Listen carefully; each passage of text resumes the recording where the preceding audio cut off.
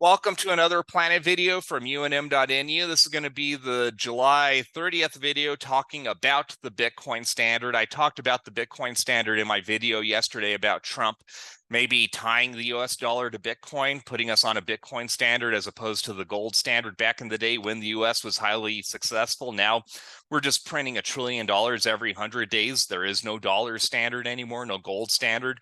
Getting back on a Bitcoin standard, or at least increasing our Bitcoin reserves, would be incredibly bullish. So wait for July 27th.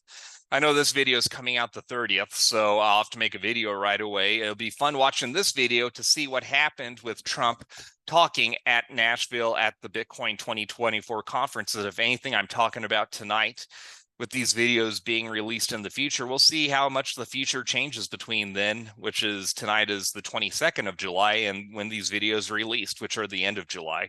But let me start sharing my screen. I at least pulled this up as I did read. I'm not a huge reader. I know my friend from DC, she's a big time reader. She'll read 50 books a year. I've read like one book in the past decade, and it was this one, the Bitcoin Standard. And so it's kind of silly for me. So this is one of the most influential books of my life. I don't read books, so whatever, but this was a very influential book on my life. And so it's something that I don't mind covering tonight. I think way back in the day on YouTube, you're gonna have to go way into my archives. I recorded a video on the Bitcoin standard. I don't know if I created this channel in 2021 or when it was, but maybe it was 2020. I think it was actually, yeah, right after the pandemic hit, I might have created this channel just because everything was from home, so recording videos made sense. I might have done a video on the Bitcoin standard back in 2020. Nothing's really changed since then. I know it's 4 years have passed and the world has changed, but let me just cover what I remember from the book. Chapter 1 being money. So this is always interesting to me in that I got a 4-year degree at the University of New Mexico in economics, and I feel I've learned more about economics since then, just watching YouTube videos and learning about cryptocurrency, which you could look at as sad, but I don't think my 4 years learning economics was a waste. Maybe the specific topics I was covering, such as Keynesian economics versus the Austrian method of economics, maybe that I have a different opinion on now than I did 20 years ago when I was getting my bachelor's degree. But the first chapter does talk about money and how important monetary systems are. I think that's the one thing I never really got about my economics degree is obviously you focus on supply and demand, very simple concepts like that. You can elaborate on it to like, sunk costs, maybe like fixed costs, all sorts of stuff in economics. I don't feel like rehashing all that. But in terms of monetary policy, I never really realized how important it is until I got involved with Bitcoin. How Bitcoin having the largest stock to flow ratio in human history, the fact that you don't have a government that can just keep printing trillions of dollars every 100 days, you don't have that in Bitcoin, and how that makes that monetary system so much valuable than our dollar, which is just getting decimated day after day. So the fact that I'm involved with Bitcoin, yes, I want to get to retirement and wealth and whatever through Bitcoin, but as a side benefit, knowing that I'm helping the world change to the best form of monetary system ever created by humans, something that can advance Africa where they can bypass the banking system and go straight to, a lot of them have cell phones in Africa. They can be their own bank. So like, what Bitcoin can do to elevate the whole continent of Africa, how essentially create a global standard again. Right now the global community is based on the US dollar, which is just tanking.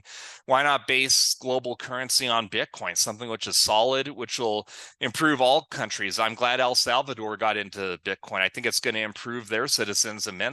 So primitive monies is fun. It talks about these shells, which are used in some, I believe, Oceanasia country, island, where essentially their entire economy is based off of shells. Well, guess what? The British had millions of these shells back in the UK and went to this island and just said, hey, we're going to buy your goods for these shells. Well, what happened? Of course, by the British introducing these shells to this oceanic island, the citizens at first were like, hey, great, we're getting all this money. We're getting all these shells given these British people, whatever goods they were producing, all of a sudden they realized, oh, we have all these shells all of a sudden. So one shell isn't worth what it used to be. And their economy got decimated. So we saw this looking at chapter 3 with the Roman Golden Age. Byzantium is funny just because Byzantine is our lead developer with Planet. So hopefully, maybe I should go reread the section on Byzantium because I don't really remember this from chapter 3 in this book, but I do remember the bit of the Roman Golden Age where, you know, the Roman Empire lasted many centuries, but really what was its downfall? I'm sure if you're a historian, you could give me other reasons in terms of the corruption with the Roman Empire, but one of the big ones for sure was the fact that they were diluting their currency. Like one denarii or whatever used to have, let's just make it up, 5 ounces of gold.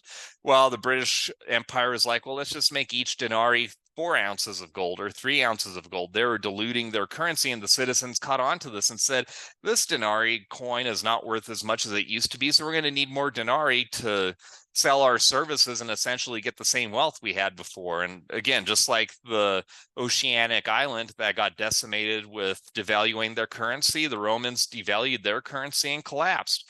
You get to government money, go into more modern times, World War I, World War II.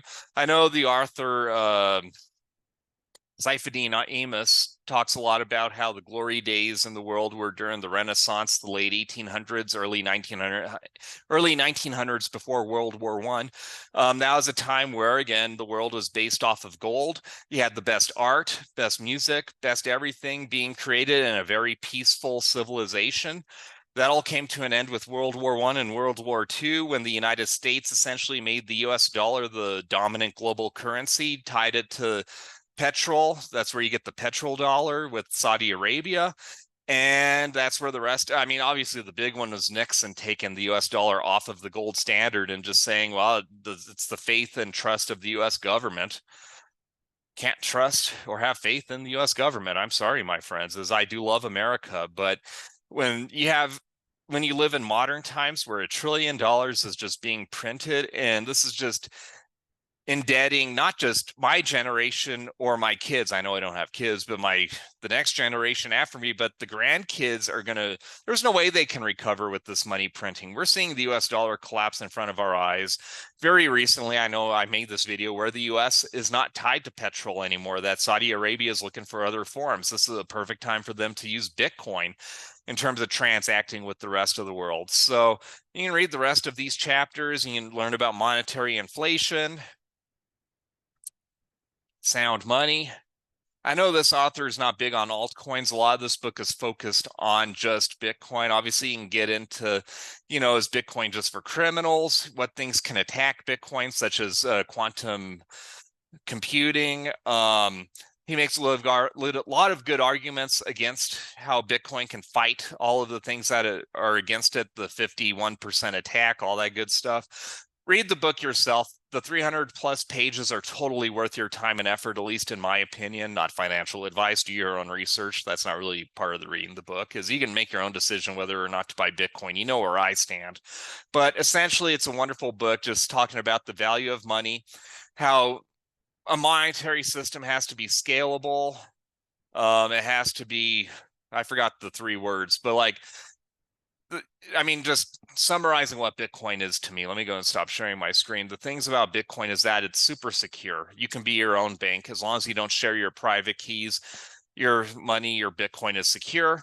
Bitcoin could be divided to Satoshi, so it's easily divisible and used. You could use it for dirt cheap purchases I'd say at the grocery store. Now grocery stores are super expensive, but you could buy really cheap things with Bitcoin, or you could buy Lamborghinis with Bitcoin, houses. And then again, the fact that it's not in the control of the government, the fact it can't be easily changed or printed, the coding, makes it very reliable to investors. So Bitcoin, the Bitcoin Standard, Saifedean Ammous, I highly recommend this book. Hopefully you've enjoyed my quick review on it. If you haven't, this is going back to 2021, January of 2021, when I was flying to San Francisco as part of my auditing job here in Albuquerque. I'll just read that book on the plane. Within 5 weeks of traveling to San Francisco and back, I had the 300 pages read on the plane. It was an outstanding experience. I hope you get out of it what I did. Is that made me a true Bitcoin maximalist? Sure, I've had altcoins through the years and